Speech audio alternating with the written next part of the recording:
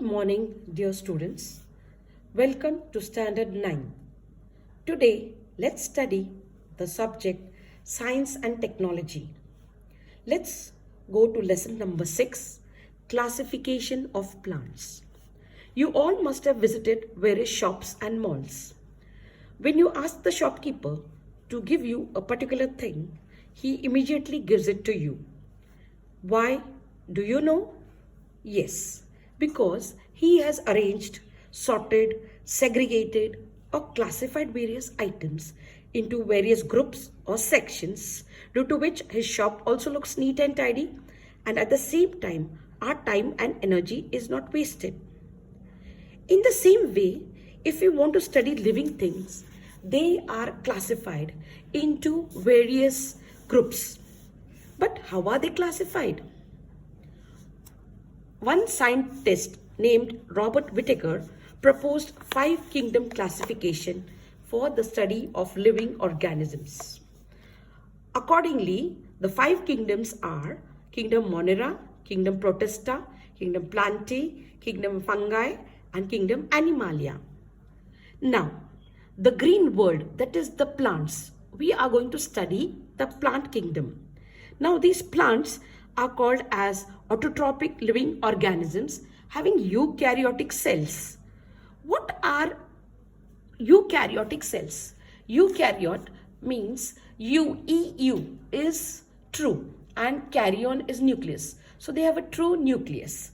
Same way, autotrophic means auto is self and trophic means nutrition. So these plants which prepare their own food material during the process of photosynthesis are called as autotrophic living organisms.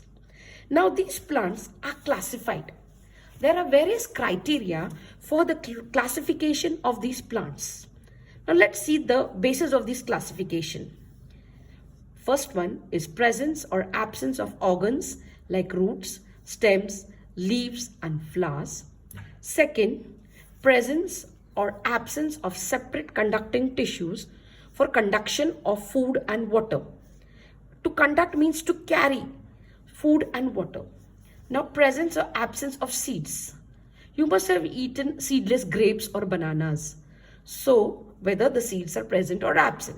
Next, fourth one, whether the seeds are enclosed in a fruit or not. So, now let's see how the plants are classified at the higher levels. Now, various characteristics are considered for classification of the plants. That is, depending upon the presence or absence of flowers, fruits, and seeds, plants are classified into cryptogams and phanerogams. Next, depending on whether the seeds are enclosed within a fruit or not, phanerogams are further classified into gymnosperms and angiosperms. Angiosperms are further classified into monocots and dicots depending upon the number of cotyledons in the seeds. Now, let's go to the next page. Cryptogams. Now, what do cryptogams mean? Cryptos is hidden and gamma, that is gamete is seed. So, hidden seeds. Now, these cryptogams are further classified into 3 groups such as Phthalo, Bryophyta and Pteridophyta. Now, what is the division Phthalo mean? Now, in Phthalo, these group of plants, they do not have specific parts like root, stem, leaves, flowers, but are autotrophic due to the presence of chlorophyll and are called as algae. For example, Spirogyra, Ulothrix, Alva and Sargassum. You can see in the picture, the various figures are given over there. Spirogyra has a spiral chloroplasts. Yes? Have you all observed it? Yes. Now, next, various types of fungi like the yeast and molds which do not have chlorophyll are also included in Phthalo. Yes? Did you all follow? What do you mean by Phthalo? Okay. Next, let's go to second division called as Bryophyta. Bryophyta group of plants are called as amphibians.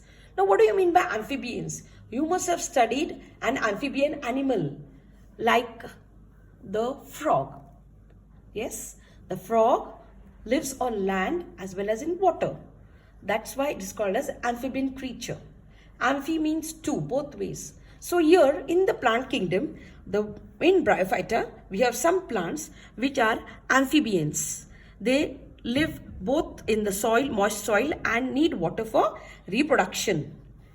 The structure of the plant body of bryophytes is flat, ribbon-like, long, without true roots, stem, and leaves. Instead, they have stem-like or leaf-like parts and root-like rhizoids. They are not actual roots. They are root-like, hence they are called as rhizoids. Even the stem is not the true stem. It is stem-like. And even the leaf, not the true leaf, it's leaf-like. For example, moss, funaria, markinsia, and anthoceros. So, let's go to the next division, Pteridophyta. Have you seen the pictures of bryophytic plants?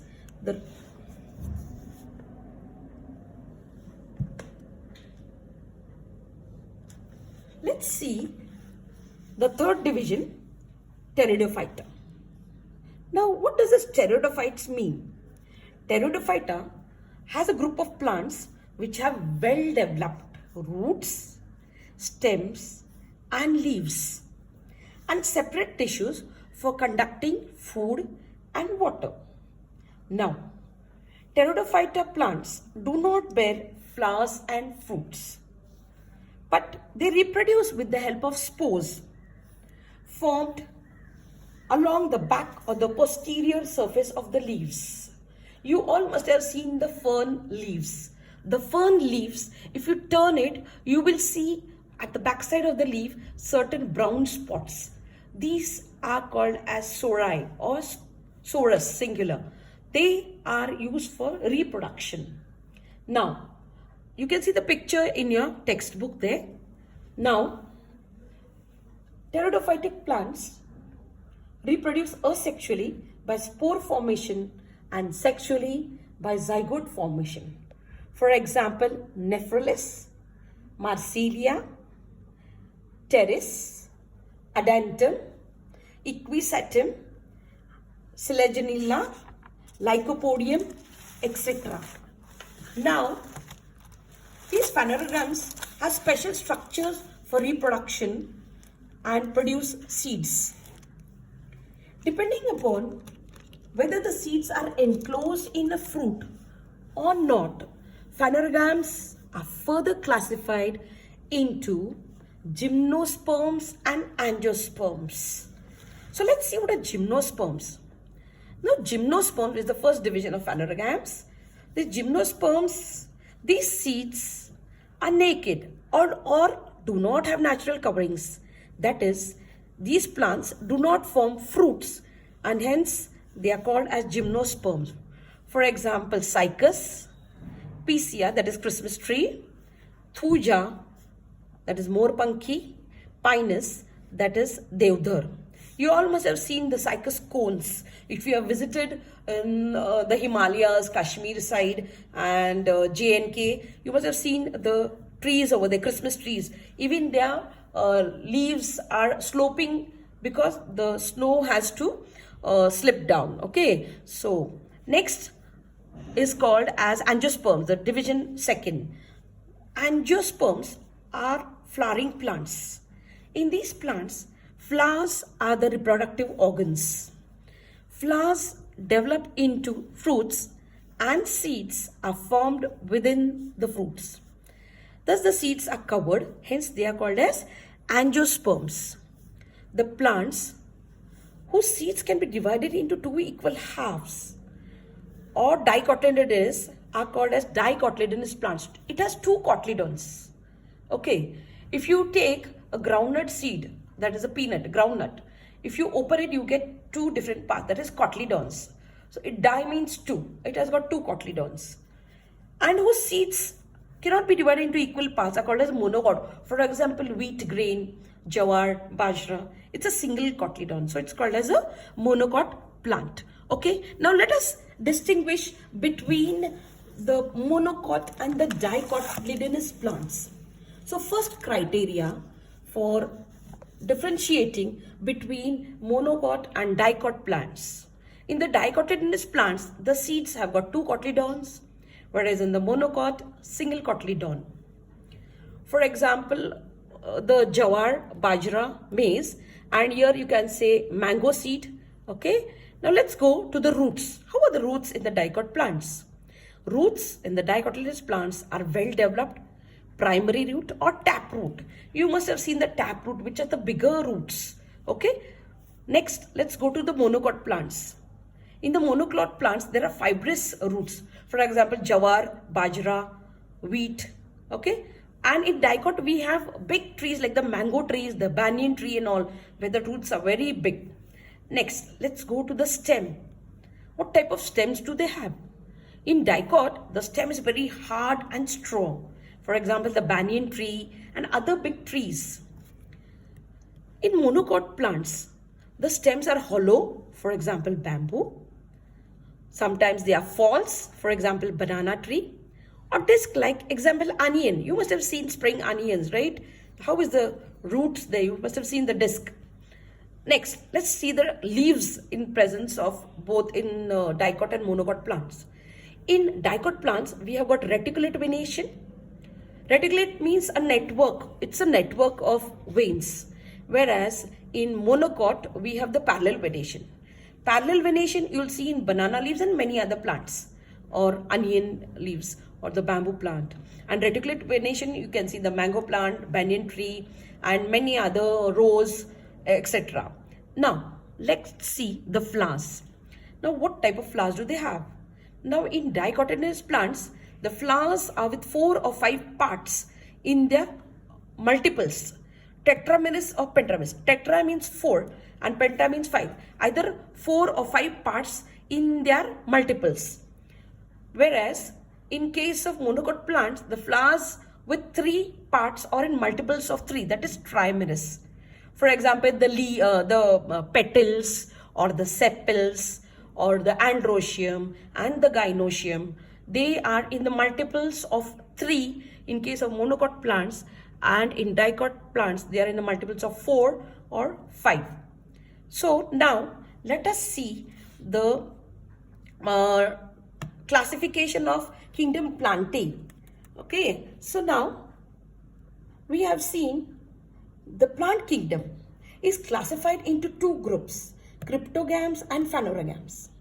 Cryptogams are further divided into 3 divisions. First division Thallophyta, second division Bryophyta, third division Pteridophyta. Similarly, phanerogams are divided into 2 parts, Gymnosperms and Angiosperms. Next, Angiosperms are further divided into dicotyledonous plants and monocotyledonous plants. Okay, children, I hope you have understood the lesson. Okay, now let us study this concept map. You all have to learn this diagram, as well as you have to practice drawing of different figures of different plants. For example, here you have to study the diagram for Spirogyra, yes, and also learn to practice the diagrams of Funaria, Markensia, Anthocera, yes, and also learn this diagram. Similarly, you also have to study the distinguishing parts of dicotyledonous and monocotyledonous plants. So I hope you all have well understood the lesson.